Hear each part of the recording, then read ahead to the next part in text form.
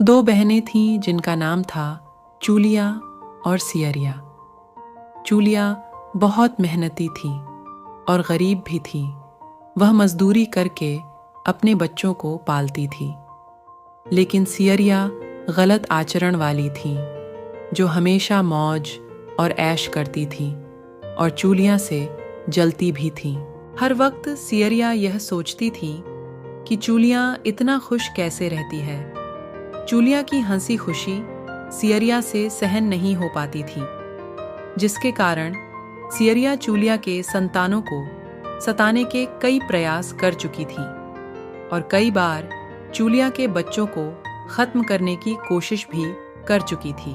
किंतु चूलिया के तपस्या और व्रत के कारण उसके बच्चे हमेशा सुरक्षित बच जाया करते थे।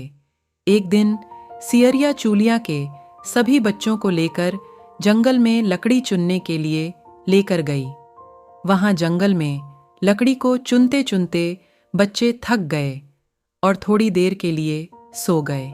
बच्चों को सोते देख सियरिया ने सभी बच्चों का सिर काट दिया और टोकरी में रखकर वापस घर आ गई और चूलिया को वह टोकरी भेंट में दे दी और कहा, दीदी, मैं जंगल से आपके लिए नारियल लाई हूँ, बच्चों को खिला देना।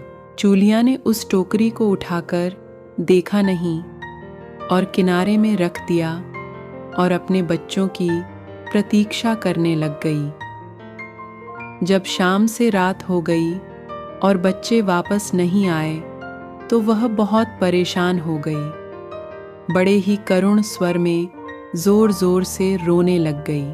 करुद्धा भरी स्वर को शंकर पार्वती जी से रहा नहीं गया और उन्होंने महादेव से कहा कि हे प्रभु, कोई दुखियारी बहुत रो रही है, उसके रोने में बहुत दर्द छुपा हुआ है, मुझसे बर्दाश्त नहीं हो पा रहा, हमें चलकर देखना चाहिए कि कौन रो रहा है और क्यों रो रहा है। तब इस बात पर महादेव जी ने कहा कि यह मृत्युलोक है और यहाँ पर यह सारी साधारण सी बात है। लेकिन पार्वती के हठ के कारण महादेव उनके सामने झुक गए और चूलिया के पास जाकर उसके रोने का कारण पूछने लगे। महादेव जी के पूछने पर चूलिया ने अपने रोने का कारण विस्तार से बता दिया। शंकर जी ने जब ध्यान लगाया तो उन्होंने चूलिया के बच्चों को जंगल में मृत पाया, जिसके बाद शंकर जी ने पार्वती जी को अनुरोध किया और बच्चों को पुनर्जीवित कर दिया। बच्चे नींद से उठकर मौसी को ढूंढ रहे थे, किंतु मौसी वहां नहीं थी।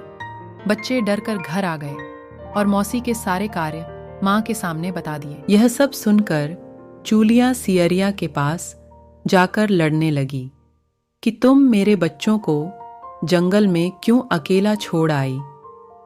दोनों बहनों में लड़ाई शुरू हो गई और यह लड़ाई 7 दिन 7 रात तक चलती रही, किंतु इस लड़ाई का कोई हल नहीं निकला। जिसके बाद दोनों ने उस जंगल में एक तपस्वी को घटना सुनाई। घटना को सुनने के बाद तपस्वी ने दोनों को आदेश दिया कि तुम दोनों जाकर पास में खेल रहे बच्चों को बाल से पकड़कर घसीटते हुए मेरे पास लेकर आ जाओ। उसके बाद मैं निर्णय करूंगा। चूलिया बच्चों की मां थी, उससे बच्चों की पीड़ा देखी ना जा सकी। उसने महात्मा के वचनों का पालन नहीं किया, लेकिन सियरिया दौड़ती हुई गई और खेलते हुए बच्चों को बाल से पकड़। जिसके बाद तपस्वी ने सियरिया को यह श्राप दिया कि हर जन्म में इसी प्रकार तू सदैव जलती रहेगी और दुखी होती रहेगी।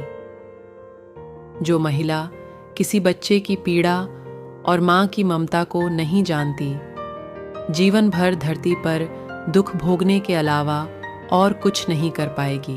दोस्तों, जितिया व्रत की कथा 3 समाप्त हो गए। हमारे चैनल पर जितिया व्रत की 5 कथा दिया हुआ है, आप चैनल पर जाकर देख सकते हैं।